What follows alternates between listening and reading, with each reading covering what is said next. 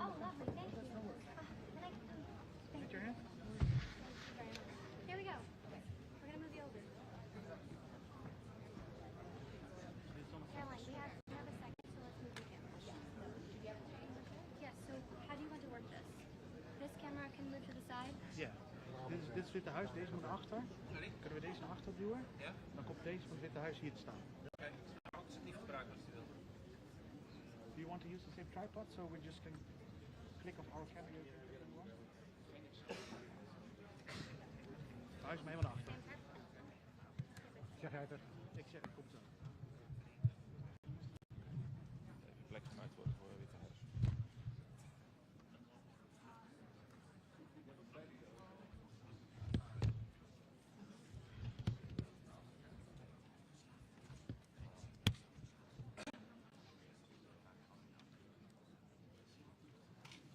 Ze zijn niet heel vriendelijk, zeg maar.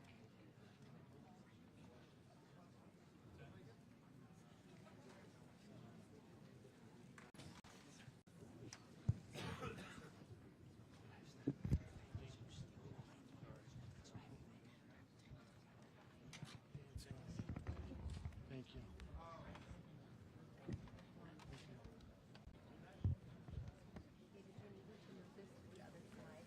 Ja, dat maakt het uit.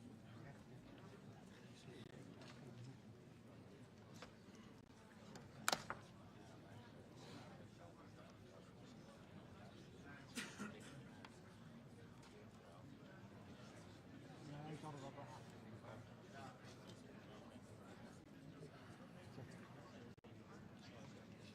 Ja, ze willen gewoon een eigen.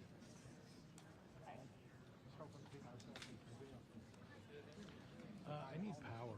Is there power? I need power. AC. Is there power back here somewhere? Where?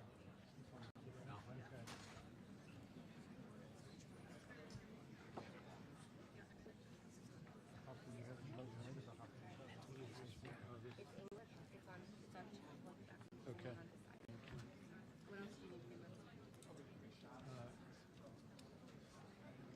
Let me come up there.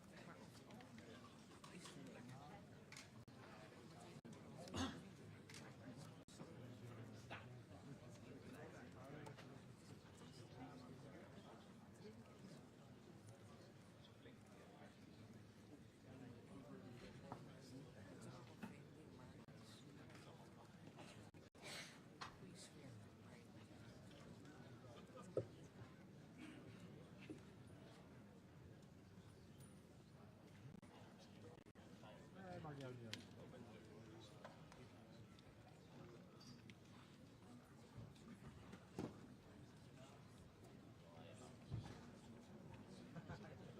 Net zo lang. Ja.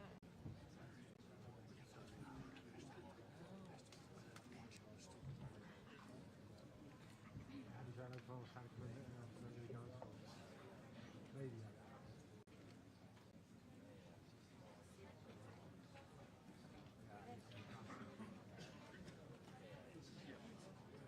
Thank you. David, Ethernet is right behind you. Ja, dat was van de totaal. Dankjewel.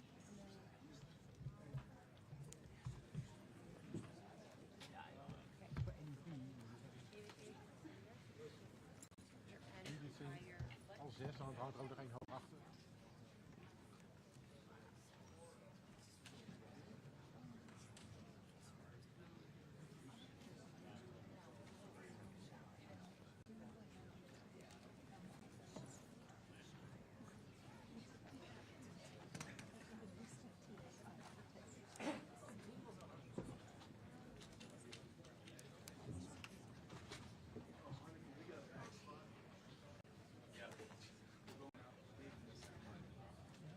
Misschien nog een handschudden of zo. Dan mogen ze gaan staan. One that you said is this also mine?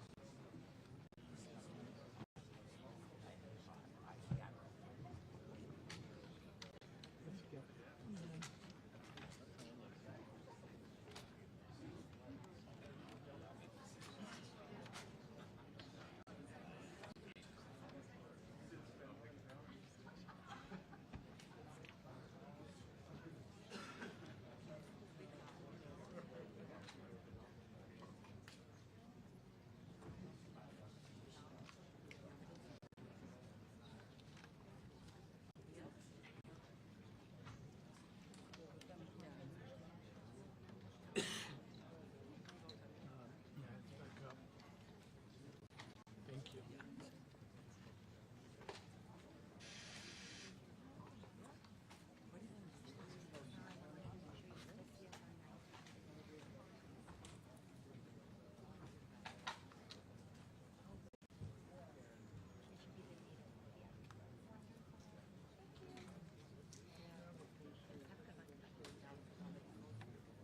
you.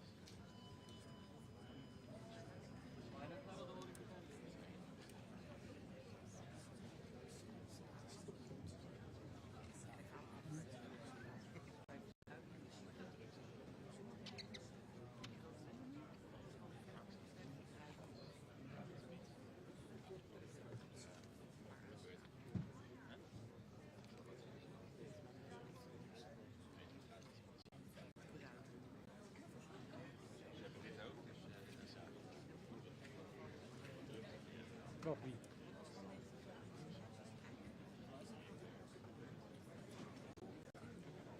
Ja, natuurlijk. Wij toch ook? Wij niet.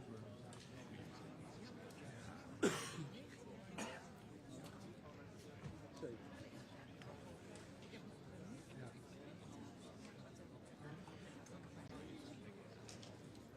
Ik heb het gemist.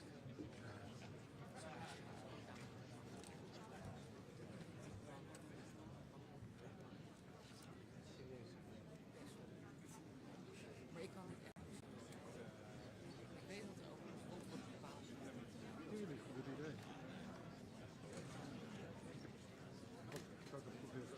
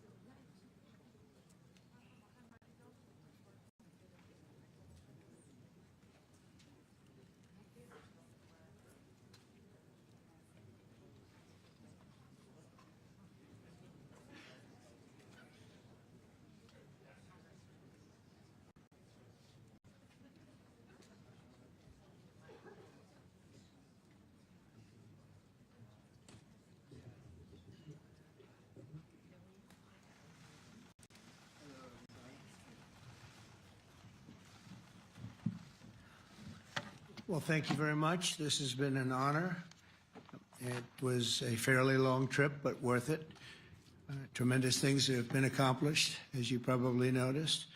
Listened to a lot of wonderful speeches from the heads of a lot of wonderful countries. But I want to thank you for joining us at the conclusion of a highly productive NATO summit in the Netherlands. I want to thank them for the royal treatment they've given us. Couldn't have been nicer. And it's a beautiful country, really a beautiful country. Coming in, I saw the most beautiful trees. In fact, I want to bring some back with me. I want to also thank, I had breakfast this morning with the King and Queen, and they're incredible people. I said, you're central casting. Beautiful people, great people, big, beautiful heart. And I enjoyed that. And also NATO Secretary General Mark Rutte, who's been terrific. He's been a friend of mine. Used to be right here running this wonderful country. Now he's the NATO Secretary General. He's doing a fantastic job. And the Prime Minister, we appreciate everything you've done. And as you know, last weekend, the United States successfully carried out a massive precision strike on Iran's nuclear enrichment facilities, and it was very, very successful. It was called obliteration. No other military on earth could have done it, and now this incredible exercise of American strength has paved the way for peace with a historic ceasefire agreement late Monday, and we call it the 12-day war. Spoke to a few people. I guess that just sounded like the right name. It was a 12-day war. And we think it's over. I don't think they're going to be going back at each other. I don't think so. Not only have we dealt decisively with the critical threat of Iran's nuclear program, which was what I wanted. I said, Iran cannot have a nuclear weapon. I've said that for 15 years, long before I decided to do the political thing. But we've also reasserted the credibility of American deterrence, which is like no other. The people at NATO said there's never been anything. You know, I rebuilt the entire military during my first term. And we have a great military. We have great generals. I got to know the good ones and the bad ones. We kept the good ones. Over the past 2 days, I was honored to participate in the NATO leaders meeting and also had extremely good individual discussions with the King and the Queen, Secretary General Rutte, and the Prime Minister. Great discussions. Very knowledgeable people. Major focus of our conversations at the summit was the need for other NATO members to take up the burden of the defense of Europe, and that included the financial burden. As you know, it was 2%, and we got it up to 5%. And they said, a couple of them came up to me. One in particular said, sir, we've been trying to get it up to 3% for 20 years, and we haven't been able, and you got it up to 5%. So they're going to be, most of them, I guess almost all of them, are going to be contributing now 5%, a number that people are surprised at, but you need it today. The United States accounts for 2/3 of all NATO defense spending, and since I began pushing for additional commitments in 2017, believe it or not, our allies have increased spending by $700 billion. I said to people, you don't have any money, and a lot of them weren't paying. And so I started the process, and I picked it up as soon as I got back, which is 6 months ago. And following my election last November, almost all have accelerated plans to reach the 2%, 3%, 4%, and then ultimately, very quickly, 5%. And all of this is going to be done very quickly, almost immediately. You probably know this as well as I do. I'm sure they've been talking about it. It's really been a big focus. In a very historic milestone this week, the NATO allies committed to dramatically increase their defense spending to that 5% of GDP, something that no one really thought possible. And they said, you did it, sir, you did it. Well, I don't know if I did it, but I think I did. This will be known as the Hague Defense Commitment, which is pretty good, pretty appropriate. When the allies reach this number, it will add more than $1 trillion a year. Think of that, $1 trillion per year to our common defense. And this is a monument really to victory, but it's a monumental win for the United States because we were carrying much more than our fair share. It was quite unfair, actually. But this is a big win for Europe and for actually Western civilization.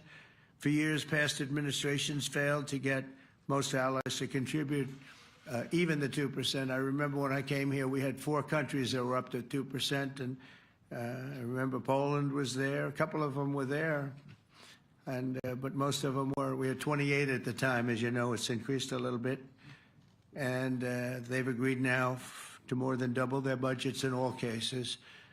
And Europe stepping up to take more responsibility for its security will help prevent future disasters like the horrible situation with Russia and Ukraine, and hopefully we're going to get that solved. Last week they lost 7,000 soldiers, mostly soldiers, but they're also getting hit in Kiev. They're getting hit in some of the towns also. And that means life. Life is disappearing also in the cities and towns. Should have never happened, would have never happened if I was president. I said it 1,000 times, and it never did happen. It's never even thought about. But it's vital that this additional money be spent on very serious military hardware, not bureaucracy, and hopefully that hardware is going to be made in America because we have the best hardware in the world. You saw that where 14 missiles were shot at us the other day. And they were very nice. They gave us warning. They said, we're going to shoot them. Is 1 o'clock okay? They said, it's fine. And everybody was emptied off the base, so they couldn't get hurt except for the gunners. They call them the gunners. And out of 14 high-end missiles that were shot at the base in Qatar, all 14, as you know, were shot down by our equipment. Amazing stuff. Amazing that they can do. It's like shooting a bullet with a bullet. It's the same thing if you think about it. 14 out of 14, and they weren't even that surprised. I said, do you do that well often? They say, we pretty much do, sir. The Ukraine crisis has also highlighted the urgency of rebuilding our defense industrial base, both in the United States and among the allied nations. We cannot afford to be dependent on foreign adversaries for critical minerals. And as you know, we made a deal with Ukraine to take a vast amount of the land they have for minerals. We need it. And once again, I want to thank all of the people in the Netherlands, incredible people. It's a great place. And all of the NATO allies for the tremendous summit that we just had. A letter just came in, and a statement came in from the Atomic Energy Commission of Israel. And I just wanted, this is an official letter, and they're very serious people, as you know.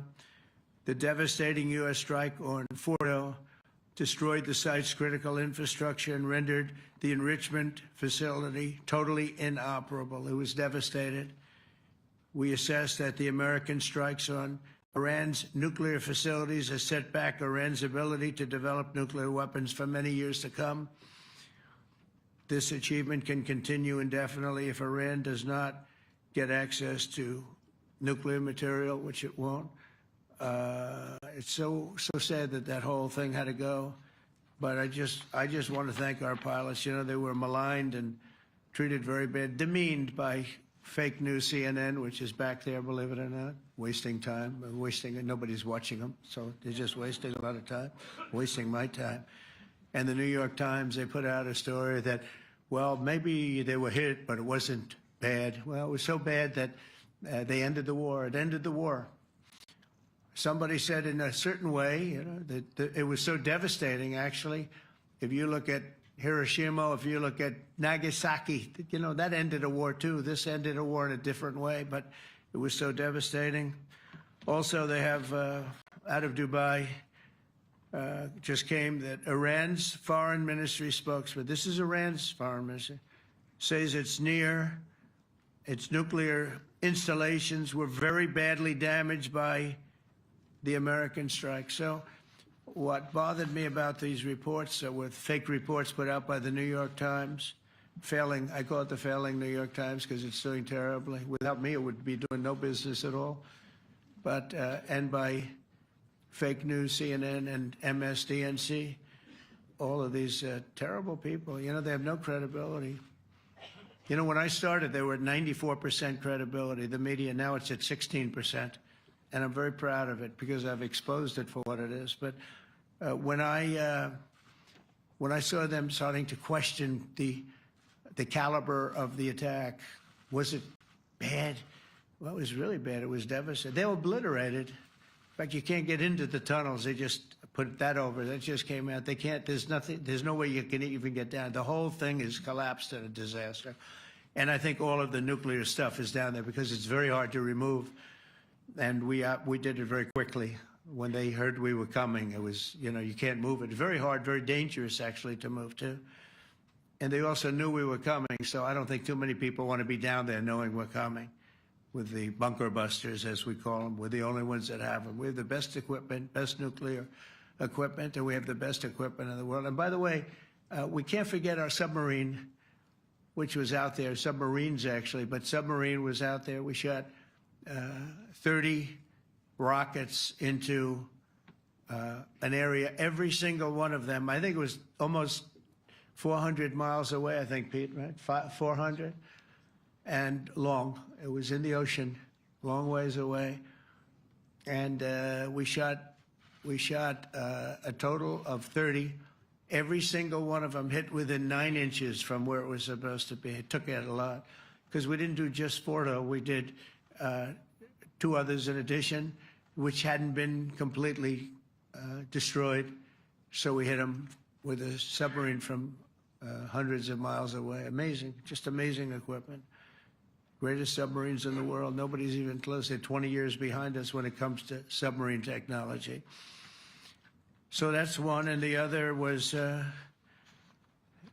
from the Atomic Energy Commission, and they have about 3 or 4 of them now coming in from atomic energy commissions from various places. But the one that we have that just came out, we released it a little while ago, was from the Israeli Atomic Energy Commission, but numerous of them are getting to see the site, and the site has been demolished.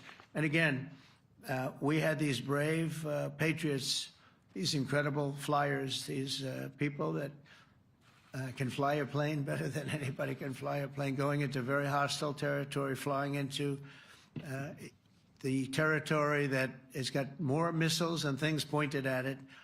But it was very stealth. They didn't get to see it. It was dark. That's the amazing thing about the shots. They hit the shots perfectly, and yet it was dead dark. There was no moon. There was no light. It was virtually moonless. It was very dark, and the shots were hit perfectly. But when they get demeaned, and they were very upset about it because they knew how strong it would be. Back in Missouri, the pilots flew about 36 hours, 2 ways, far distance, and in those incredible B-2s. And we then had the F-22s, and we had the F-35s, and we had other planes, and we had, I think, a total of 52 tankers. That means the big tankers, because the refueling was a lot for all of the different planes that we sent. Incredible operation, and I have to say, General Raisin Cain was incredible. That's why he beat ISIS, and we beat ISIS in a matter of weeks. I was told it would take 4 to 5 years. We did it in a few weeks. And he was great. That's why he's the head of the Joint Chiefs of Staff right now, because I had a very good experience with him. He knocked out ISIS in a period of literally a few weeks. Amazing. And it was supposed to take a few years, 5 years to be exact. So we had a great victory there, and we then came here, and I think we had a great victory here. But this is an ongoing project. This is the safety of Europe, the safety of the world. And they've raised it from 2% to 5%, something which nobody, and you're talking about over $1 trillion a year. So we're talking about a lot of money coming in from countries that we're not paying nearly enough to be effective. So I have, as you know, Marco Rubio with me, and Pete Hegseth, Secretary of State and Secretary of War. Should we say Secretary? You know, it used to be called Secretary of War. Maybe for a couple of weeks we'll call it that, because we feel like warriors. Used to be called Secretary of War. In fact, if you look at the old building next to the White House, you can see where it used to be Secretary of War. Then we became politically correct, and they called it Secretary of Defense. I don't know, maybe we'll have to start thinking about changing it, but we feel that way. Do we have any questions, please? Wow. That's a lot of questions. Who's a nice person? Oh, you're not a nice person, but I'll let you ask one. Go ahead. What's he going to ask? He is not nice at all. I know him well. Thank you, Mr. President. Yeah. Thank you for taking the time before flying home. You just said you believe the conflict between Israel and Iran is over. What makes you so confident it is? And what do you do if it isn't? Because I dealt with both, and they're both tired, exhausted. They fought very, very hard and very viciously, very violently, and they were both satisfied to go home and get out. And can it start again? I guess someday it can. It could maybe start soon. I think a big telltale sign was when, as you know, Iran somewhat, by not much, violated the ceasefire, and Israel had the planes going out that morning, and there were a lot of them, 52 of them. And I said, you got to get them back. And they brought them back. They didn't do anything. They brought them back. It was very good. I thought it was amazing, actually. They have fought a hell of a war. They fought very hard. I think the war ended, actually, when we hit the various nuclear sites with the planes. And I just hope you people can give these pilots, these are the best pilots in the world. They're the best shots in the world. They call them shots. That's what they are. And wait a minute. And I just hope you can give them the respect they deserve, because they came home to fake news. And like, oh, gee, there was hardly any damage. The things are decimated. So, but I think, no, I think they're very much finished. I think Israel's going to get back to doing what they do. And I think that Iran's going to get back. You know, Iran has a huge advantage. They have great oil, and they can do things. I don't see them getting back involved in the nuclear business anymore. I think they've had it. They've been at it for 20 years, and I don't see that happening either. Now, if it does, we're always there. It won't be me. It'll be somebody else, but we're there. We'll have to do something about it. Yes, please, go ahead. Go ahead. Oh, fake news, CNN? Oh, yeah, here we go. Wait till you hear this question. You should really say how great our soldiers and our warriors are. I think everyone appreciates our soldiers and our warriors. I do have two questions for you, Mr. President. You just cited Israeli intelligence on these attacks. Earlier, you said U.S. intelligence was inconclusive. Are you relying on Israeli intelligence for your assessment of the impact of the strikes? No, this is also, Iran made the statement, and it's also, if you read the document that was given, that Pete can talk about if you'd like, the document said it could be very severe damage. But they didn't take that. They said it could be limited or it could be very severe. They really didn't know, other than to say it could be limited or it could be very, very severe. And you didn't choose to put that because it was very early after. Since then, we've collected additional intelligence. We've also spoken to people who have seen the site, and the site is obliterated. And we think everything nuclear is down there. They didn't take it out. Okay, question? Please, go ahead. Go ahead. Yeah, blue dress. Thank you so much, Mr. President. Yesterday, you said China can now continue to purchase oil from Iran. Yeah. Are you giving up on your maximum pressure campaign? Because there are sanctions right now. With who? On Iran. No, look, they just had a war. The war was fought. They fought it bravely. I'm not giving up. They're in the oil business. I mean, I could stop it if I wanted. I could sell China the oil myself. I don't want to do that. They're going to need money to put that country back into shape. We want to see that happen. Would it? No, if they're going to sell oil, they're going to sell oil. We're not taking over the oil. We could have, you know. I used to say with Iraq, keep the oil. I could say it here, too. We could have kept the oil. No, China is going to want to buy oil. They can buy it from us. They can buy it from other people. But you're going to have to put that country back into shape. It desperately needs money. Yeah. Yeah, please. Here we go. I'm picking the beauties today. Go ahead. Mr. President, Secretary General Rutte has described President Putin as an adversary, a threat, an enemy. Do you view him the same way? And in addition to that, you mentioned General Kane, your chief of staff, the chairman of the Joint Chiefs of Staff. General Kane. Yes. He has said that Mr. Putin has territorial ambitions beyond Ukraine. Do you view that in the same way? It's possible. I mean, it's possible. I know one thing. He'd like to settle. He'd like to get out of this thing. It's a mess for him. He called the other day. He said, "Can I help you with Iran?" I said, "No, you can help me with Russia." Because, you know, in the last few weeks, we took care of India and Pakistan, Kosovo, Serbia. I think on Friday we have coming in, the Congo is coming in, and Rwanda is coming in. That was a vicious war that went on, a machete war, heads chopped off all over Africa. They're coming in. We did 2 others in addition to that. Nobody's ever done anything like this. No, I consider him a person that's, I think, been misguided. I'm very surprised, actually.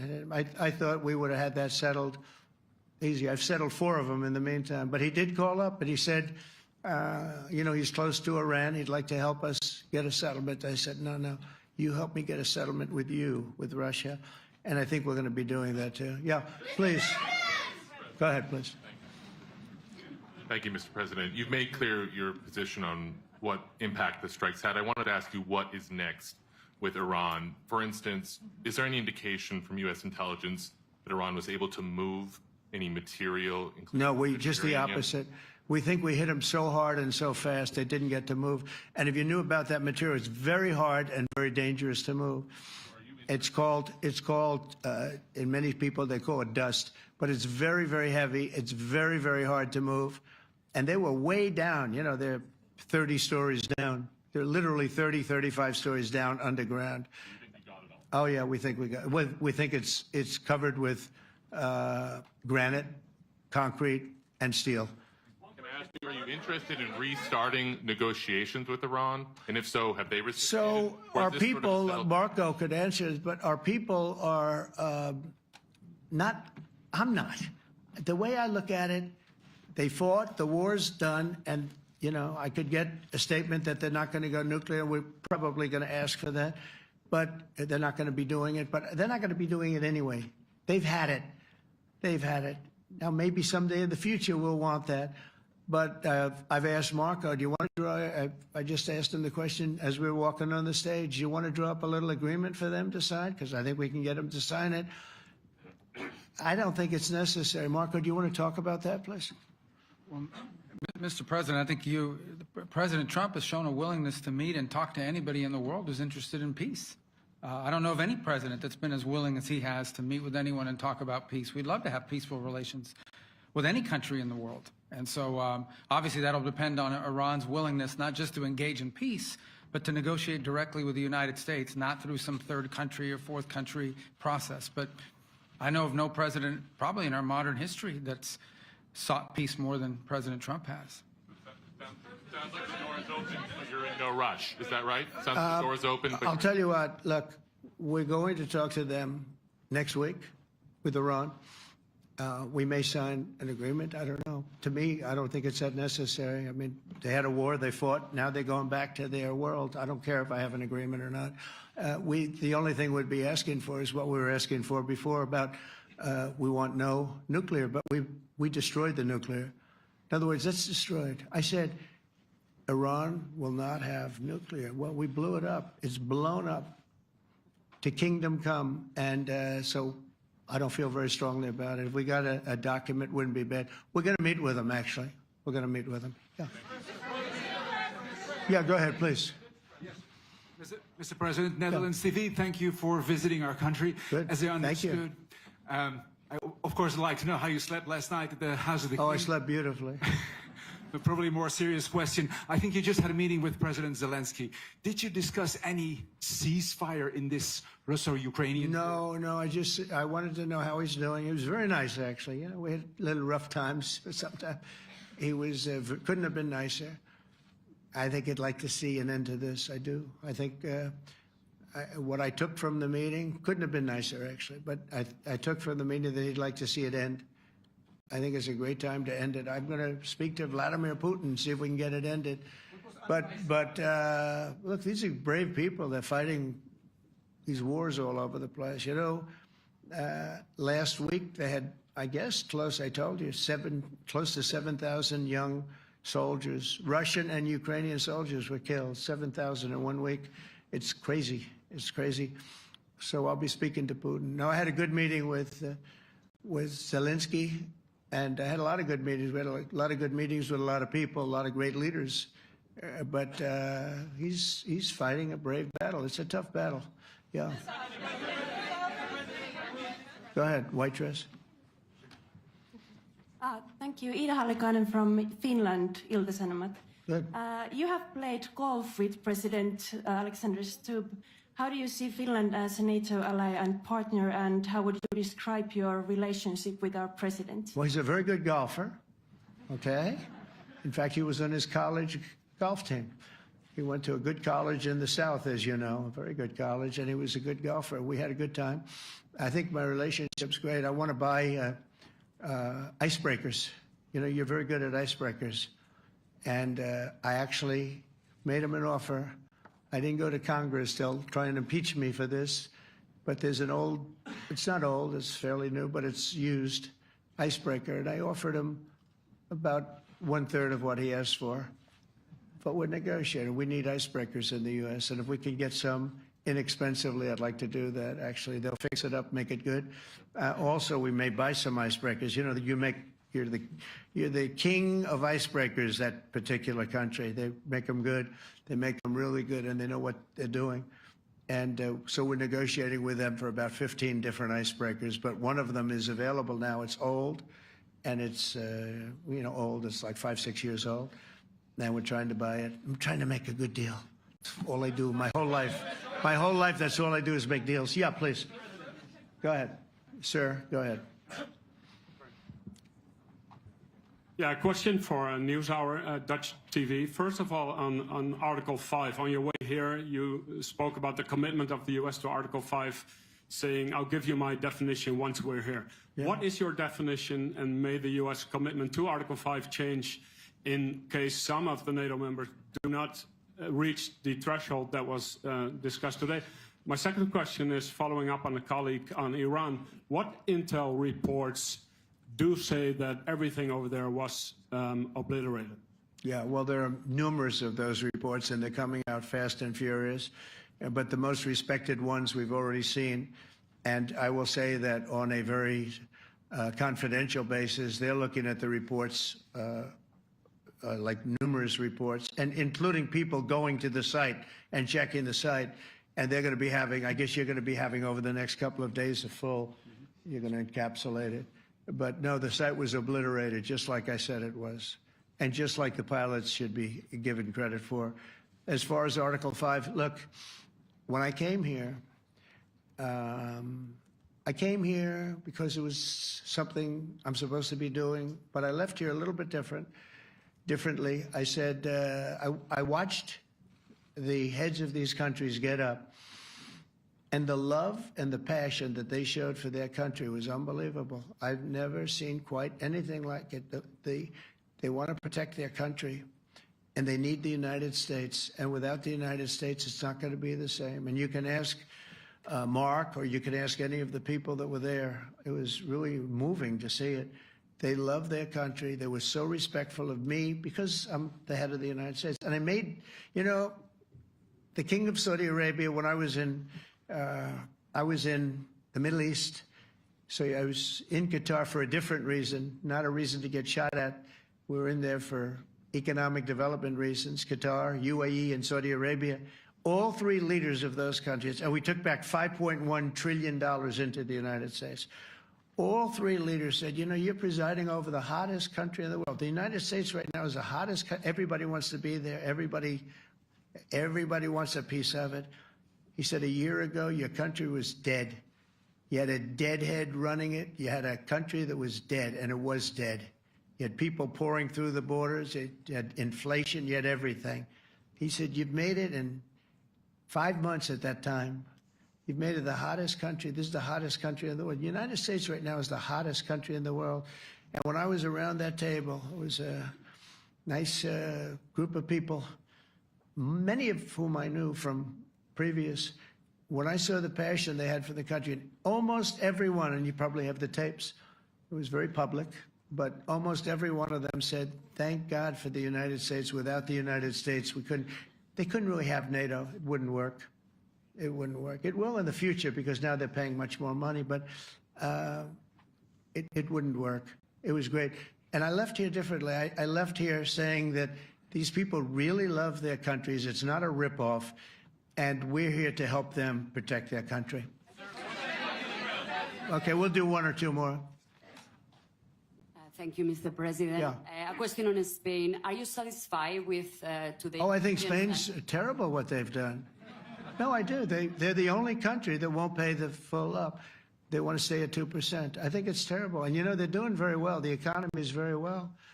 And that economy could be blown right out of the water with something bad happening. You know, Spain is the only country that... Are you from Spain? Yeah. Good, congratulations. You're the only country that is not paying. I don't know what the problem is. I think it's too bad. So we'll make it up. You know what we're going to do? We're negotiating with Spain on a trade deal. We're going to make them pay twice as much. And I'm actually serious about that. We're going to make Spain... I like Spain. I have so many people from Spain that it's a great place and they're great people. But Spain is the only country out of all of the countries that refuses to pay. And, you know, so they want a little bit of a free ride. But they'll have to pay it back to us on trade because I'm not going to let that happen. It's unfair. It's unfair to NATO. All right, sir, please. Go ahead, right in the back. Yeah, you, tall one. The tall man. Mr. President, Johannes Petra from Austrian National Television. How are you? You once said that you would end the Ukraine war in 24 hours. You later said you said that sarcastically. Well, of course it was sarcastic. But you've now been in office for 5 months and 5 days. Why have you not been able to end the Ukraine war? Because it's more difficult than people would have any idea. Vladimir Putin has been more difficult. Frankly, I had some problems with Zelensky. You may have read about him.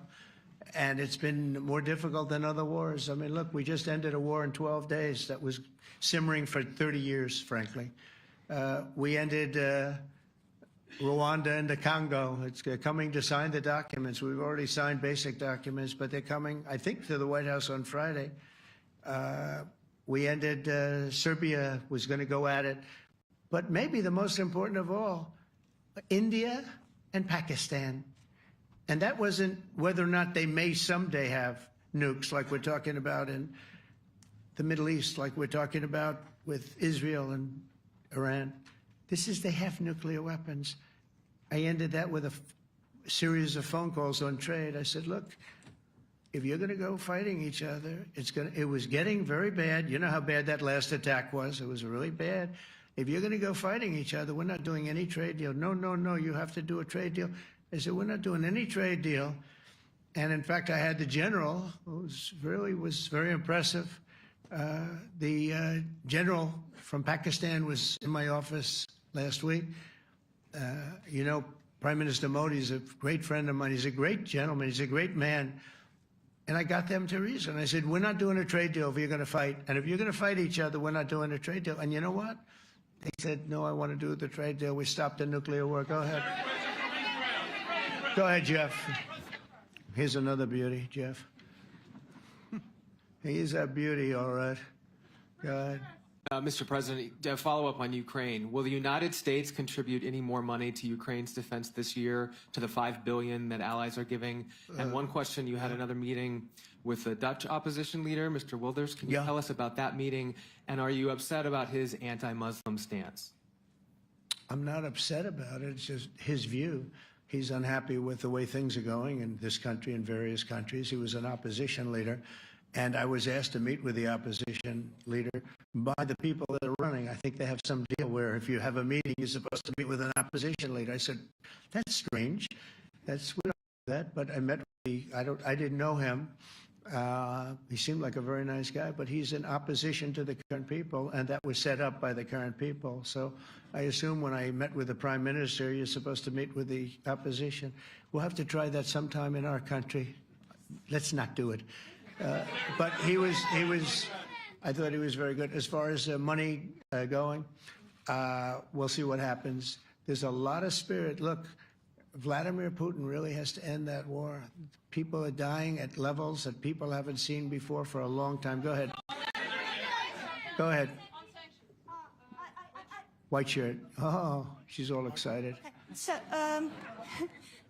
BBC News Ukrainian. I would Where are like you to ask from? you- I'm from Ukraine. Oh, So my wow. question to you is whether or not the US is ready to sell anti-air missile systems Patriot to Ukraine. We know that Russia has been pounding Ukraine really heavily right now. Are you living yourself now in Ukraine? My husband is there. Wow. And I can see you're very, it's amazing. and me with the kids. I'm in Warsaw actually because he wanted me to be. Is your husband a soldier? No? He's. He's there now? Yeah. Wow. That's rough stuff, right? That's tough. And you're living here? In Warsaw. And you're a reporter? I am. Good. So let me just tell you, they do want to have the missiles, okay, as they call them, the Patriots. And we're going to see if we can make some available, They're very hard to get. We need them too. We were supplying them to Israel, and they're very effective, 100% effective. Hard to believe how effective. And they do want that more than any other thing, as you probably know. That's a very good question, and I wish you a lot of luck. I mean, I can see it's very upsetting to you. So say hello to your husband, okay? Thank you. Go ahead. Thank you. Thank you, Mr. President. You were criticizing Where are you from? Bloomberg News. Oh, Bloomberg. That's wonderful. You were criticizing the Federal Reserve Chair before coming to this summit. Yeah, I think he's terrible. I was wondering if you've begun interviewing different candidates for the Fed pick. Yeah, I know within 3 or 4 people who are going to pick. I mean, he goes up pretty soon, fortunately, because I think he's terrible. We have no inflation. We have a tremendous economy. Hundreds of billions of dollars of tariff money is pouring in. Factories are being built because they don't want to pay the tariffs, so they're building them all over the country. I think we're close to $15 trillion. I told you 5.1 trillion from the Middle East alone, but of investment money coming in. There's never been anything like that in the history of our country. But we have no inflation. And we have borrowing because Biden, stupidly, they did short-term debt. So we have borrowing coming up. And, we'll go 10 years, maybe longer, maybe shorter, but we'll go a long period of time when we do the debt. And because of him, because of this guy, we will have to pay for years. We'll be paying for him. And I said to him, listen, there's no inflation. He says, but maybe there'll be some. That's true. I said, if there is some, what you do is raise the rate. I'm okay with that. You raise the rate in 2 years from now or a year from now. But because the rate's high, we have to pay more for debt. It's pretty equal. In other words, if it's 4%, it's 4%. If you drop it a point, you'll pay 3%. So it's fairly equal, not necessarily, but fairly equal. So we're going to end up paying maybe 2 points or 3 points more. 3 points would be about $900 billion a year because of this very average mentally person. He's an average mentally person. I'd say low in terms of what he does, low. Low IQ for what he does, okay? Wait, so instead of paying $900 billion, we don't want to pay 900 just because he doesn't want to lower the rate. I said, if there's inflation in 2 years or 3 years or 1 year from now, you raise the rate, you take care of the inflation, among other things. But he's probably a very political guy, I guess. I don't know. I think he's a very stupid person, actually. All right, one more. Let's go. How about you? Go ahead. She looks so happy and everything. Thank you. So I I'm picked from her. Spain too. I'm Ana Buch from La Vanguardia. I wanted to know if You're where from? Spain too. I wanted to know if you want to. That's the Spain corner right there. Shouldn't have said that. That's okay. I do like Spain, by the way. I think it's unfair that they're not paying, but go ahead. Are you going to negotiate directly with Spain about? I'm going to negotiate directly with Spain. I'm going to do it myself. They're going to pay. They'll pay more money this way. You should tell them to go back and pay. You're a reporter? You tell them to go back. They ought to join all of those countries that are paying 5%. Spain's going to be just about the only one that's not. They were the most hostile toward doing it. It just doesn't make sense to me. Okay. All right, Kelly, go ahead. Here we go. Here's another one. Hello, sir. Thank you We got them all today. Okay.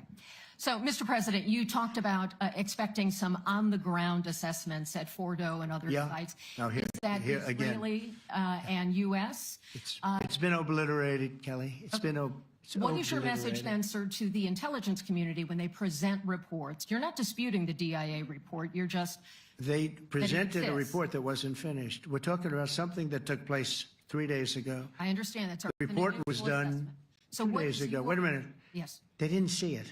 All they can do is take a guess. Now, if you take a look at the pictures, if you take a look how it's all blackened, you know the fire and brimstone is all underground because it's granite and it's all underground. You don't show it. But even there, with all of that being said, the whole area for 75 yards around the hole where it hit is black with fire. The group that's run by this gentleman, in fact, you may want to talk about it for a second because we're going to issue a report. And I think it's not even a very exciting report at this point. It's been obliterated, totally obliterated.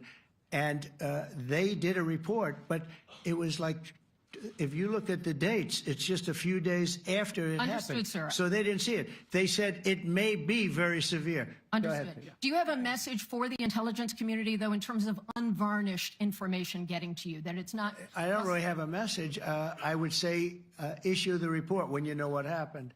I wouldn't say that it could be severe or maybe not. They use the word severe. It could be severe or maybe it's not. And briefly- So people like you picked up and said, oh, it's not severe. We're just No, looking for the report was not a complete report. Yeah, the message was probably wait till you know the answer before you... And Go sir, ahead. did you not have a public component to your Zelensky meeting for a tactical reason with President Putin? Let him answer this. Hello, Mr. Secretary. Yeah. There's a reason the president calls out fake news for what it is.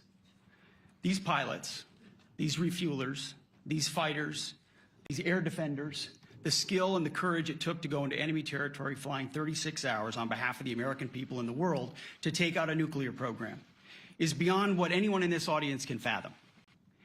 And then the instinct of CNN, the instinct of the New York Times is to try to find a way to spin it for their own political reasons to try to hurt President Trump or our country. They don't care what the troops think. They don't care what the world thinks. They want to spin it to try to make him look bad based on a leak. Of course, we've all seen plenty of leakers. And what do leakers do? They have agendas. And what do? Do they share the whole information or just the part that they want to introduce? And when they introduce that preliminary report that's deemed to be a low assessment, you know what a low assessment means? Low confidence in the data in that report. And why is there low confidence? Because all of the evidence of what was just bombed by 12 30,000-pound bombs is buried under a mountain, devastated and obliterated. So if you want to make an assessment of what happened at Fordo, you better get a big shovel and go really deep, because Iran's nuclear program is obliterated. And somebody somewhere is trying to leak something to say, oh, with low confidence, we think maybe it's moderate. Those that dropped the bombs precisely in the right place know exactly what happened when that exploded. And you know who else knows? Iran. That's why they came to the table right away, because their nuclear capabilities have been set back beyond what they thought were possible because of the courage of a commander-in-chief who led our troops, despite what the fake news wants to say. But you're not disputing the report said what it said, even though it was initial. The report said what it said, and it was fine. It was severe, they think, but they had no idea. They shouldn't have issued a report until they did, but we've gotten the information. I think Pete said it better than you can say it. And, you know, you should be proud, you, especially you, should be proud of those pilots, and you shouldn't be trying to demean them. No, there's Those pilots flew at great risk, a big chance that they'd never come back home and see their husbands or their wives. Let me just tell you, you and NBC, fake news, which is one of the worst, and CNN, New York Times, are all bad. They're sick. There's something wrong with them. But you know what? You should be praising those people instead of trying to find some. By getting me, by trying to go and get me, you're hurting those people. They were devastated. You know, I got a call from Missouri, great state, that I won 3 times by a lot. And I got a call that the pilots and the people on the plane were devastated because they were trying to minimize the attack. And they all said it was hit. But we don't think it was really maybe hit that badly. And they were devastated. They put their lives on the line, and then they have, and I'm not referring to you, but real scum come out and write reports that are as negative as they could possibly be. It should be the opposite. You should make them heroes and heroines. You should make them really people that they were so devastated when they heard this news. And you know what they said? One of them, I spoke to one of them, said, "Sir, we hit the site. It was perfect. It was dead on." Because they don't understand fake news, because they have a normal life, except they have to fly very big, very fast planes. But it's a shame. You should be making them heroes. All right, in the back. Go ahead, back, white, yeah. White jacket, yeah. Go ahead, give him a mic. Hello. Deborah Haynes from Sky News. Good. Mark Rutte, the NATO chief, who is your friend, he called you daddy earlier. Do you regard your NATO allies as kind of children? No, he likes me. I think he likes me. If he doesn't, I'll let you know. I'll come back and I'll hit him hard, okay? No? He did it very affectionate. Daddy, you're my daddy. Do you regard your NATO allies, though, as kind of like children, and they're obviously listening to you and they're spending more, and you're obviously appreciative of that, but do you hope that actually they're going to be able to defend themselves, defend Europe on their own? I think they need help a little bit at the beginning, and I think they'll be able to, and I think they're going to remember this day. And this was a big day for NATO. You know, this was a very big day. They took it. One of the gentlemen said, "You know what? We've been trying to raise money raise the rate for 30 years," he said, 20 years, from almost the beginning. And he's been there for a long time. He said, "Until you came along, it never happened. What you did is amazing." It's been sort of an amazing day for a lot of reasons, but also for that. Yeah, go ahead. Do you think they can do it without you, though, in the future? Can they do it without Well, ask Mark. States? I mean, you have to ask Mark, okay? So we're heading back. We're heading back. I want to thank these two gentlemen behind me. They're incredible people, both of them. They've done a fantastic job. And Susie's in the front, and she's done great. And Monica, thank you very much. It was quite an exciting time. And we're going to be heading back. We'll be back soon, and we'll see you in Washington, D.C. Remember this, we have the hottest country anywhere in the world. Thank you very much, everybody. Thank you.